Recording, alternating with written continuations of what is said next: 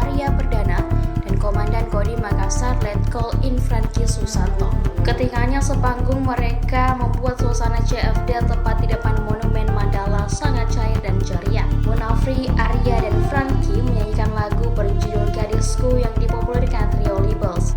Momen ini terjadi di tengah-tengah launching program Lontaran Plus, aplikasi milik pemerintah Kota Malang yang mengintegrasikan semua layanan publik. Ketiganya tampil layaknya boy band atau grup vokal pria.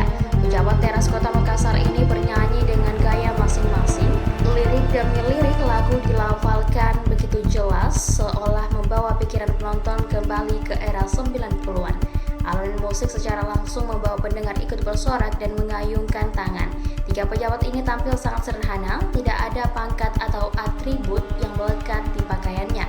Munafri pakai kaos biru navy, sementara Kombes Arya dan Letkol Infranki kaos putih. Penampilan Munafri disaksikan langsung sang istri Melinda Aksa. Melinda bahkan mengabadikan momen tersebut menggunakan handphonenya.